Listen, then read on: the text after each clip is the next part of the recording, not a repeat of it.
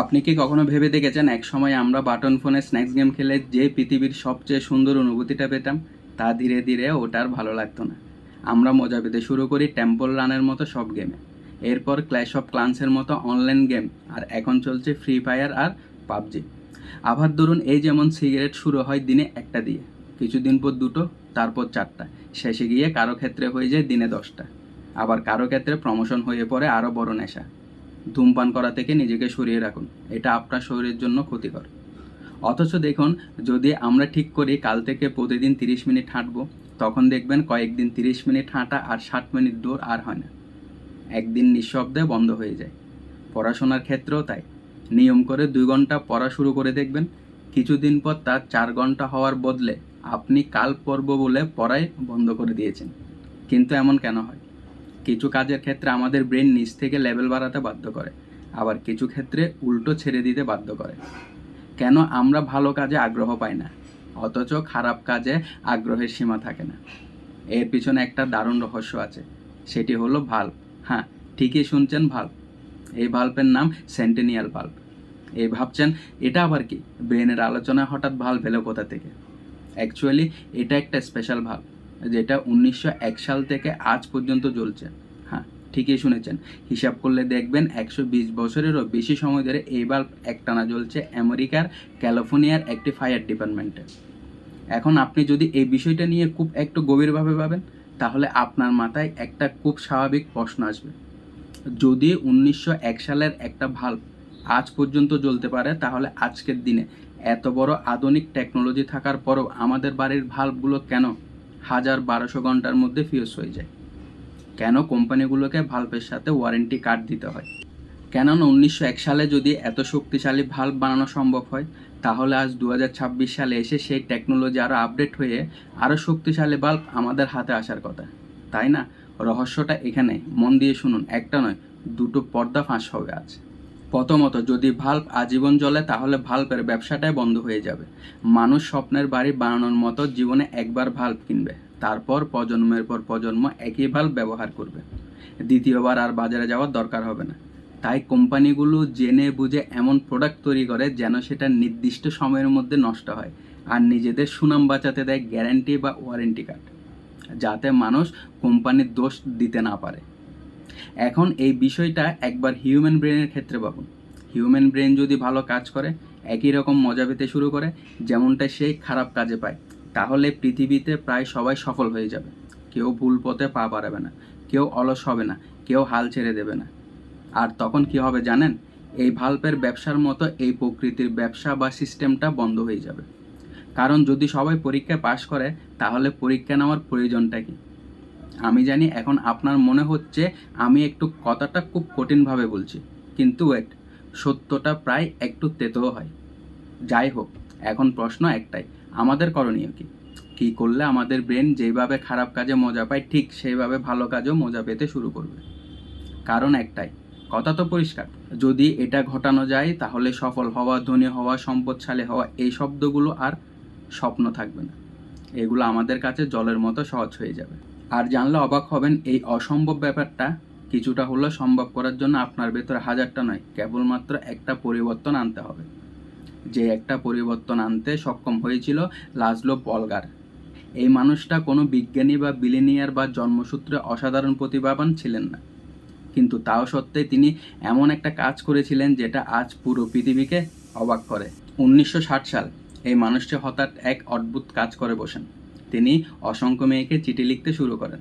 চিঠির ভেতরের কথাগুলো ছিল এমন: আমি আপনাকে বিয়ে করতে চাই, কারণ আমি এমন এক সন্তান চাই যাকে নিজ হাতে ট্রেনিং দেব, যেন সে পৃথিবীর সবচেয়ে সফল মানুষ হয়। আর এই পুরো প্রক্রিয়াটিকে আমি রিসার্চ হিসাবে পরে পাবলিশ করব। আপনি কি এই এক্সপেরিমেন্টকে সফল করার জন্য আমাকে বিয়ে করবেন? ভাবুন একবার, এমন চিঠি পেলে আপনি কি ভাবতেন? স্বাভাবিকভাবে প্রায় প্রত্যেকটা মেয়ে না বলে রিপ্লাই দিতেন। কেউ কেউ তো সরাসরি তাকে পাগল বলে আখ্যাও দিল। কিন্তু এই মানুষটা থামলেন না, না, একদমই না। তিনি চেষ্টা চালিয়ে যেতে থাকলেন, এবং ভাগ্যক্রমে একটা তরুণী হাঙ্গেরিয়ান মেয়ে তার এই অদ্ভুত প্রস্তাবে রাজি হলেন, যার নাম ক্লারা। সময় গড়াতে লাগলো 1969 সালে। ক্লারা জন্ম দিলেন তাদের প্রথম কন্যা সন্তান সুজানকে। এবার লাজলোর আসল কাজ শুরু হলো। তিনি গভীরভাবে ভাবতে লাগলেন, কোন ফিল্ডটা বেছে নিলে তার মেয়েকে পৃথিবীর সবচেয়ে সেরাদের একজন বানানো যাবে। অনেক চিন্তা করে তিনি একটি সিদ্ধান্তে পৌঁছালেন, ফিল্ডটা হবে দাবা। কারণ দাবা এমন একটা খেলা যেখানে জয় আর পরাজয় একদম পরিষ্কার, কে জিতলো কে হারলো এই নিয়ে কোনো তর্ক নেই। কিন্তু যদি তিনি আর্ট, সাহিত্য অথবা নোবেলের মতো কোনো ফিল্ড বেছে নিতেন তাহলে সাফল্যটা প্রশ্নবিদ্ধ হয়ে যেত, কারণ সেগুলো দাবার মতো এতটা নির্ভুল নয়। এই সিদ্ধান্তের পর লাজলো নিজে দাবা খেলা শুরু করলেন, কারণ অন্য কাউকে দিয়ে নয়, তিনি নিজের হাতে তার মেয়েকে ট্রেনিং দিতে চেয়েছিলেন। সুজানকে তিনি স্কুলে পাঠাননি, তার পড়াশোনা শুরু হয় ঘরের ভেতরে। আর 4 বছর পূর্ণ হওয়ার পর সুজন দাবা খেলায় ট্রেনিং শুরু হয়। সময়ের সাথে সাথে সুজান এই খেলাটা উপভোগ করতে শুরু করে। ফলাফল 5 বছরে পা দেওয়ার আগে সে শত শত ঘন্টার প্র্যাকটিস শেষ করে ফেলে। কিছুদিন পর লাজলো সুজানকে একটি লোকাল দাবা কম্পিটিশনে নামিয়ে দেন, যে কম্পিটিশনে সুজানের প্রতিপক্ষরা ছিল তার চেয়ে দ্বিগুণ বয়সী মেয়েরা। কিন্তু তারপরও একটার পর একটা ম্যাচ জিততে থাকে এই ছোট সুজান। ফাইনাল স্কোর দাঁড়ায় 10-0। পুরো হল স্তব্ধ। সবাই ভাবতে শুরু করে এই মেয়েটার নিশ্চয় জন্ম হয়েছে দাবা খেলার জন্য। কিন্তু আসল সত্যটা শুধু একজন মানুষই জানতেন, লাজলো। তিনি জানতেন এটা কোনো জন্মগত প্রতিভা নয়, এটা ছিল পরিকল্পিত প্র্যাকটিসের একটি ফল। 1974 সালে ক্লারা তাদের দ্বিতীয় কন্যা সন্তানের জন্ম দেন। নাম রাখা হয় সোফিয়া। এর ঠিক 2 বছর পর 1976 সালে জন্ম নেয় তৃতীয় মেয়ে জুডিথ। সোফিয়া আর জুডিথ ছোটবেলা থেকে দেখতো তাদের বড় বোন সুজান কীভাবে প্রতিদিন বাবার কাছে দাবা শিখছে, ফলে স্বাভাবিকভাবে ওরা ওই খেলাটা খেলতে চাইতো। কিন্তু লাজলো খুব পরিষ্কার একটা নিয়ম বানিয়েছিলেন, 5 বছর হওয়ার আগে কোনো ট্রেনিং নয়। তাই যখন দু বোন 5 বছর পূর্ণ করলো তখন থেকে তাদের জীবনে যোগ হলো কেবল একটাই শব্দ, দাবা আর দাবা। সময়ের সাথে সাথে এই 3 বোন যখন টিনেজে পা রাখে ততক্ষণে তারা প্রত্যেকে 1000 ঘন্টার ডেডিকেট প্র্যাকটিস শেষ করে ফেলেছে। ফলাফল মাত্র 12 বছর বয়সী সুজান আন্ডার-16 ওয়ার্ল্ড চ্যাম্পিয়নশিপ হয়ে যায়। এরপর মাত্র 2 বছরের মধ্যে সে হয়ে ওঠে বিশ্বের top rated female chess player. আর 1991 সালে ইতিহাসের প্রথম নারী হিসেবে সে অর্জন করে গ্র্যান্ড মাস্টার টাইটেল, যেটা দাবা জগতের সবচেয়ে সর্বোচ্চ সম্মান। এই গল্প যেন পুনরায় লেখা হয় দ্বিতীয় বোন সোফিয়ার ক্ষেত্রেও। সেই জেতে আন্ডার-14 চ্যাম্পিয়নশিপ, শেষ অলিম্পিয়াড এবং একের পর এক প্রেস্টিজিয়াল টুর্নামেন্ট গোল্ড মেডেল। কিন্তু সবাই চমকে যায় যখন মাত্র 14 বছর বয়সে সে শাক অ্যান্ড রোম টুর্নামেন্টের একজন টপ গ্র্যান্ডমাস্টারকে হারিয়ে দেয় এবং টানা 8টা ম্যাচ জিতে নেয়।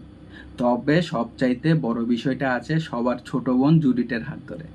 সেই ইতিহাসের পুরুষ ও নারী দুটো ক্যাটাগরিতে সবচেয়ে কম বয়সী গ্র্যান্ড মাস্টার হয়।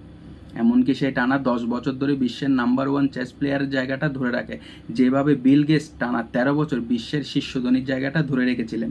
এরপর যখন পলগার সিস্টারের পুরো গল্পটা জনসম্মুখে আসে, যে কিভাবে তাদের বাবা লাজলো এবং ফিল্ডে ডেডিকেট প্র্যাকটিস করিয়ে 3জন সাধারণ শিশুকে অবিশ্বাস্যভাবে সফল বানিয়েছেন, তখন মানুষ এই সত্যটা মেনে নিতে বাধ্য হয়।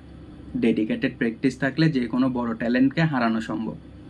আর যারা এইভাবে একটা নির্দিষ্ট ফিল্ডে মাস্টারি করে তাদের বলা হয় শেপ লার্নার।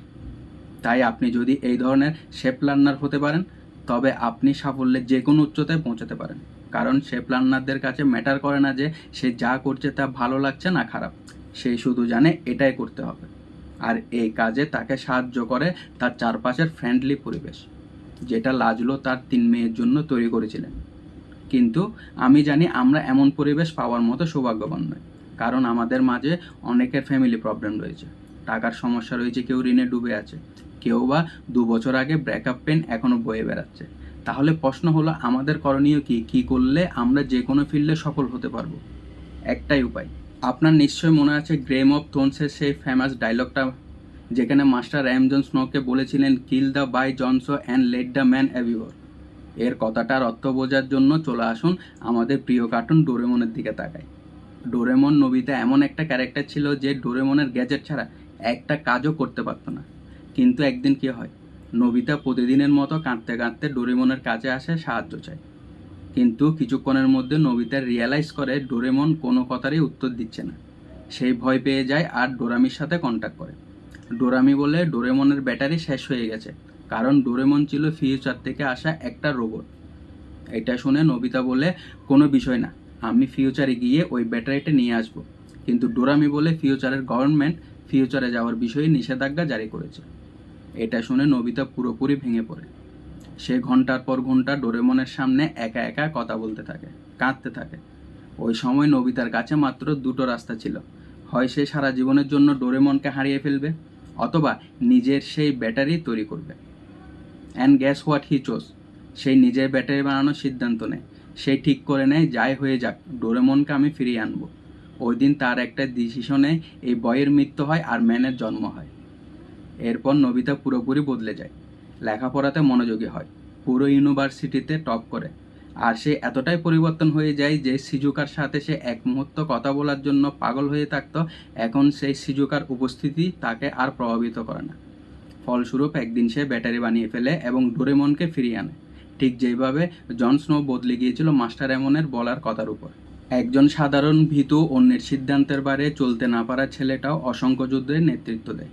সশস্ত্র বাহিনীর সামনে কোনো প্রকার মৃত্যুর ভয় ছাড়া একাই দৃঢ়ভাবে দাঁড়িয়ে থাকে, কারণ সে তার পুরনো ভার্সনকে ধ্বংস করে নিজের সেরা ভার্সনে ট্রান্সফর্ম হয়েছিল। তাই বলতে পারেন আমাদের প্রশ্নটাই ভুল, প্রাকৃতিক নিয়মকে ছেড়ছাড় করা যায় না। আপনি নিষিদ্ধ কাজগুলোতে যেমন ভালো লাগার অনুভূতি পাবেন, ভালো কাজগুলোতেও তা কখনো পাবেন না। কিন্তু হ্যাঁ, আপনি নিজেকে এমনভাবে পরিবর্তন করতে পারেন যেন প্রকৃতির নিয়ম আপনার জন্য লাগু হয়ে যায় এবং সফলতা, প্রতিপত্তি ও টাকা সব কিছু আপনার পায়ে স্পর্শ করে। যাই হোক, এই ধরনের মোটিভেশনাল টাইপের ভিডিও পেতে আমার চ্যানেলটিকে সাবস্ক্রাইব করার জন্য অনুরোধ রইল। আর এই ভিডিওটি ভালো লাগলে একটা লাইক, একটা কমেন্ট করে যাবেন। তো দেখা হচ্ছে পরের ভিডিওতে, সে পর্যন্ত সবাই ভালো থাকবেন, সুস্থ থাকবেন।